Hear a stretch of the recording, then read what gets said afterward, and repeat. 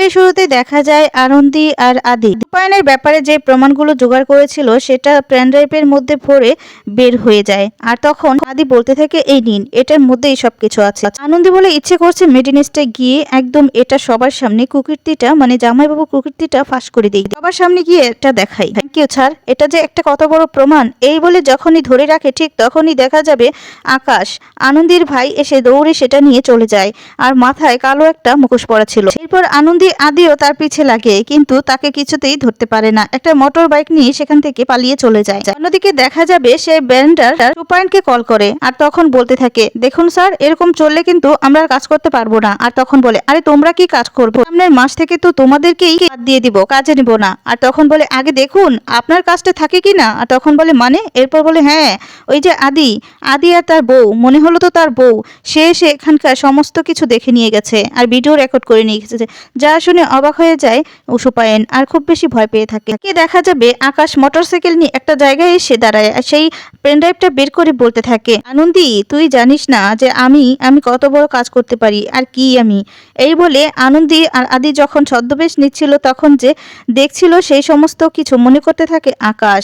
তারপরে দেখা যাবে আনন্দী আর আদির পিছনে আকাশ আর পিছু নিয়ে এই সমস্তটা জানতে পেরে পেনড্রাইভটা নিয়ে পালিয়ে যায়। এদিকে দেখা যাবে আদি আর আনন্দী খুব চিন্তায় পড়ে যায় আর তখন বলতে থাকে, এখন কি করব, যাও একটা প্রমাণ জোগাড় করেছি, এটাও তো শেষ হয়ে গেল।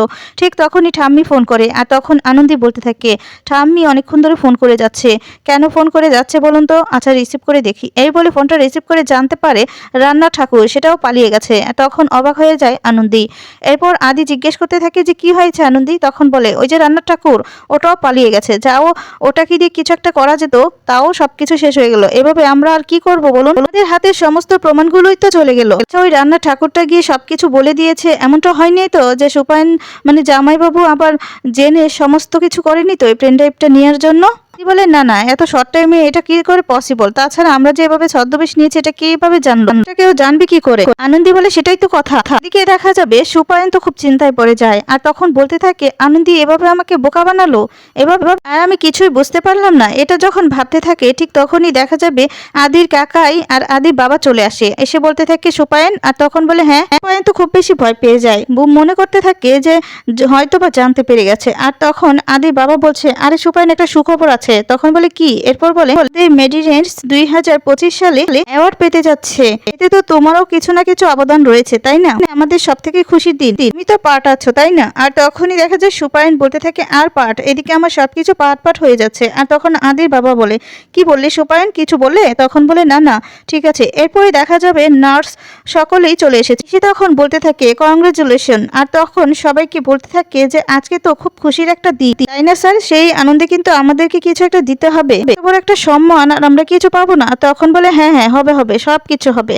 এরপরে দেখা যাবে আদি বাবার ফোনে নন্দিনী ফোন করে আর তখন ফোনটা রিসিভ করলে বলতে থাকে, আজকে তো কত বড় একটা খুশি দিন, আর এই সময় তো তুমি এখানে নেই, তুমি তো বেঙ্গালুরুতে। তখন জানতে পারে যে আজকেই হয়তো বা আসছে আর সন্ধ্যেবেলা একটা পার্টির আয়োজন হবে বাড়িতে।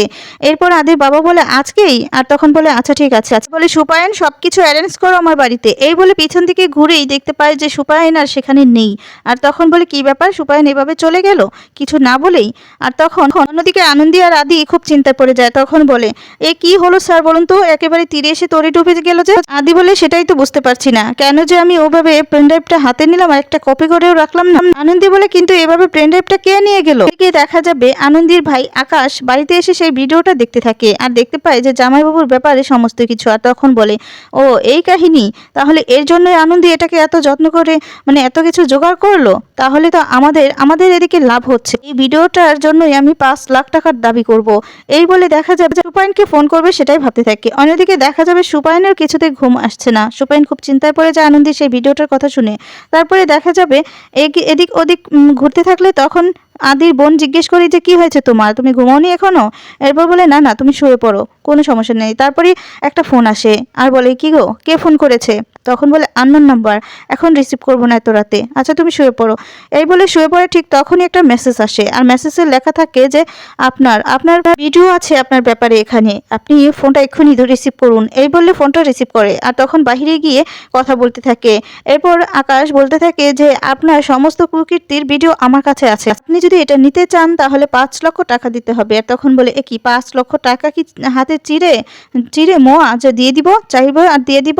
তুমি তো মিথ্যে বলছো, মিথ্যেও বলতে পারো। এই সমস্ত নিয়ে যখন কথা বলতে লাগে, এদিকে দেখা যাবে আনন্দী জল নিতে এসে দেখতে পায় যে জামাইবাবু কারোর সাথে কথা বলছে। তখন বলে, এ কি জামাইবাবু, এত রাতে কার সাথে কথা হচ্ছে? আর তখন সুপায়ন ভয় পেয়ে যায়। এদিকে আকাশ বলতে থাকে, আনন্দী এসেছে, তার মানে কি আনন্দীর কাছে ধরা পড়ে গেল, আমার 5 লাখ টাকা কি আর পাওয়া হবে না?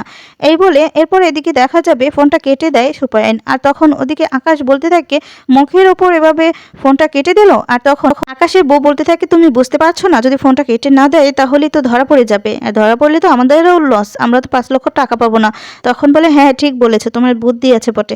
এরপরে দেখা যাবে এদিকে আনন্দের সাথে কথা বলতে থাকে সুপায়ন, আর বলে, আমি কার সাথে কথা বলবো না বলবো সেটা কি তোমাকে জিজ্ঞেস করতে হবে? আর এত রাতে তুমি আমাকে কি পাহারা দিচ্ছ টিকটিকের মতো? আর তখন বলে, না জামাইবাবু, আমি পাহারা দিচ্ছি না, আসলে আমার জ্বরটা ফুরিয়ে গেছে তাই নিতে এসেছি, কিন্তু আপনি কার সাথে কথা বলছেন? আর তখন বলে, আমি যার সাথে বলছি তার সাথে কথা বলছি।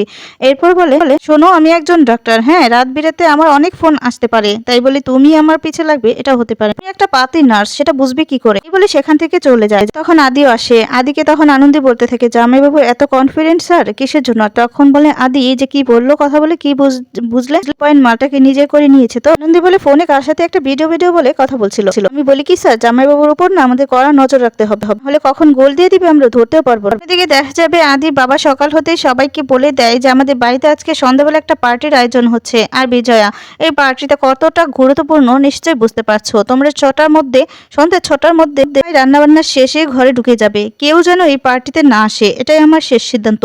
আর তখন আনন্দী বলতে থাকে, তার মানে আমরা বাড়ির মেয়েরা বউরা সারা জীবন মানে সারাটা 12টা মাস আপনাদের রান্নাবাড়ি করে আপনাদের সেবা যত্ন করে খাওয়াবো, আর আপনারা পার্টি করবেন, আমাদেরকে এনজয় করতে দেবেন না? মানে আপনারা একটা চিন্তা ভাবনা করে দেখুন তো, এই যে মেডিনেস্ট্রে, এই যে আপনারা বাইরে গিয়ে কাজ করছেন, সমস্ত কিছু করছেন, বাড়ির মেয়ে বউদের কি কোনো অবদান নেই? আদি বাবা অনেক কথাই বলতে লাগে। আদি তখন বলতে থাকে, হ্যাঁ উনি তো একদম ঠিক কথাই বলছে, আমরা বাইরে গিয়ে কাজকর্ম করি, সুস্থ থাকি, তো ওনাদেরই অবদান, তাই না? এর মধ্যে ওনারা কেন থাকবেন না? নিশ্চয়ই ওনারা থাকবেন। আর তখন আদির বাবা বলে, না ওরা কেউ থাকতে পারবে না, এটাই আমার শেষ কথা, এটা যেন কিছুতেই হয় না। সুপায়ন তুমি সবটা দেখবে, বুঝতে পেরেছো? সবটা দায়িত্ব তোমার আজকে নার্সিংহোমে যেতে হবে না। এই বলে আদির বাবা সেখান থেকে চলে যায়। আর তখন আদির মা বলতে থাকে, আনন্দী তোর বাবা কি বলে গেল শুনেছিস তো? সেটাই যেন হয়, এর অন্যথা যেন হয় না, এটা আমার শেষ কথা। এ বলে সেখান থেকে চলে যায়। আর তখন আনন্দীর মনটা খারাপ হয়ে যায়। আনন্দী তখন মনে মনে বলতে থাকে, বলুন তো আমরা প্রতিবাদ করতে পারি না? আমরা কি তাহলে সারাটা জীবন এভাবেই থাকবো, বন্দি হয়ে থাকবো? মা কেন এটা করছে? মা কেন বুঝতে চাইছে না? বাবা যা বলছে তাই করছে। আরো অনেক কথাই বলতে থাকে। আর তখন আদি বলে, আপনি এমন করে চিন্তা ভাবনা করছেন কেন? আর তখন বলে, করবই তো, দেখুন সবকিছু যখন আমি একটা কিছু জোগাড় করে ফেলি, শেষে এসে সবকিছু ডুবে যায়, সবকিছু নষ্ট হয়ে যায়, কোনো কিছুতেই সফল হতে পারছি না। এই একটা প্রমাণ জোগাড় করছি, এটাও ঠিক মতো রাখতে পারলাম না। এখন তাহলে কি করব আমরা, বলুন কি করব? তারপরে দেখা যাবে বাহিরে দাঁড়িয়ে এই সমস্ত কথা বলতে থাকলে ঠিক তখনই সুপায়ন হাতে একটা ব্রিফকেস নিয়ে গাড়িতে করে কোথাও একটা যাচ্ছে। আর আদি আনন্দী দেখে অবাক হয়ে যায়, বলতে থাকে, এই সময় তো সুপায়নের বাড়িতে থাকার কথা, বাহিরে মানে কোথায় যাচ্ছে? আর তখন বলে, এটাই তো কথা।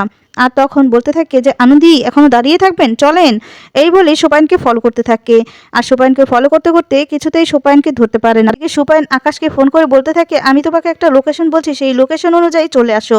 আর তখন সেখানে আকাশ চলে আসলে সেই ভিডিওর পেনড্রাইভটা দিলে পেনড্রাইভটা তখন বলতে থাকে, এখানে আবার মিথ্যে কিছু নেই তো? এরপর বলে চেক করে নিন। এরপর চেক করে দেখতে পেয়ে অবাক হয়ে যায়, আকাশকেও দেখে অবাক হয়ে যায়। তখন বলে, তুমি কোনো রকম ভাবে আনন্দীর সাথে কানেক্ট নেই তো? আর তখন বলে, না আনন্দী আমার শত্রু। আর তখন বলে, ও তাহলে আনন্দী যা বলেছে সেটাই। 5 লক্ষ টাকা দিয়ে দেয়। এদিকে আদি আর আনন্দী এসে খুঁজতে থাকে সুপায়নের সাথে।